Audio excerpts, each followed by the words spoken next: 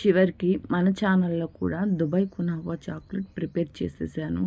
చాలా అంటే చాలా బాగా వచ్చింది. తక్కువ టైంలోనే చేసుకోవచ్చు. సింపుల్ ప్రాసెసేనండి.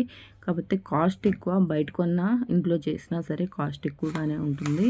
ఒకసారి మీరు ఈ చాక్లెట్ని తయారు చేసుకోవాలనుకుంటే సింపుల్ ప్రాసెస్లో చెప్పేస్తాను చూడండి. మనం ముందుగా డార్క్ చాక్లెట్ కాంపౌండ్ని ఇలా గ్రేట్ చేసుకోవాలి. గ్రేట్ చేసుకుంటే త్వరగా మెల్ట్ అవుతుంది. ఈ గ్రేట్ చేసిన చాక్లెట్ని మనం డబుల్ బాయిలింగ్ మెథడ్లో ఇప్పుడు కరిగించుకుందాము. ఇలా కింద గిన్నె పెట్టేసుకొని వాటర్ పోసుకొని ఆ వాటర్ పైన గాజు బౌల్ కానీ లేదంటే స్టీల్ బౌల్ అయినా పెట్టేసుకొని నీట్గా ఇలా కలుపుకుంటూ కరిగించుకోండి.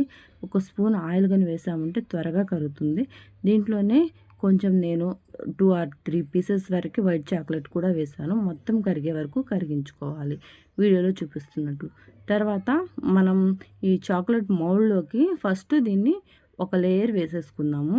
మరీ పలచగా వేసుకోకండి, అలాగని థిక్గా వేసుకోకండి. మనం తర్వాత సేమియా పెడతాం కదా, దీంట్లో కునాఫా అనేది పెడతాం కదా, అందుకని ఇలా కాస్త చాక్లెట్ ఇది మొత్తం స్ప్రెడ్ చేసేసుకొని ఒక 2 or 3 మినిట్స్ ఫ్రిడ్జ్లో పెట్టేసుకోండి.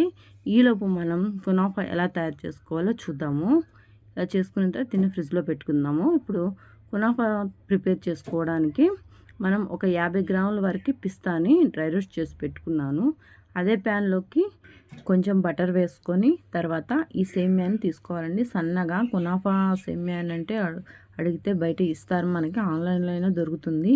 మనం నార్మల్ సేమ్యా కంటే కునాఫాలో ఇదే యూజ్ చేస్తారు. నేను ఒరిజినల్ చేయాలన్నట్టు ఈ సేమ్యానే తీసుకున్నాను.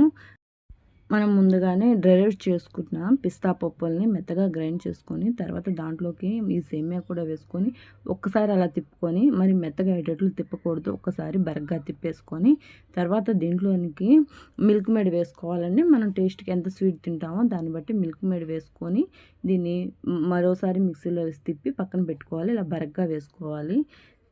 తర్వాత దీన్ని మనం ముందుగా ఫ్రిడ్జ్లో పెట్టుకున్న చాక్లెట్ మౌల్డ్లోకి ఇదంతా ఈ సేమ్యానంతా సర్దుకొని తర్వాత మరో లేయరు ఈ చాక్లెట్ అంతా మిగిలిన చాక్లెట్ అంతా వేసుకోవాలి. కొంచెం కూడా గ్యాప్ లేకుండా నీట్గా మొత్తం సర్దుకోవాలి.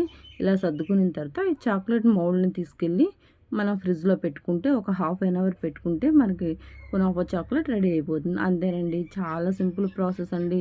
నాకైతే చాలా తక్కువ టైంలో ఈ చాక్లెట్ ప్రిపరేషన్ అయిపోయింది. మీరు కూడా ట్రై చేయండి, మీకు కూడా నచ్చుతుంది. లోపల క్రిస్పీగా సేమియా తోటి బయట చాక్లెట్ తోటి చాలా టేస్ట్గా ఉందండి. మీకు వీడియో నచ్చితే లైక్ చేయండి, సబ్స్క్రైబ్ చేసుకునే వాళ్ళు సబ్స్క్రైబ్ చేసుకోండి. Thank you.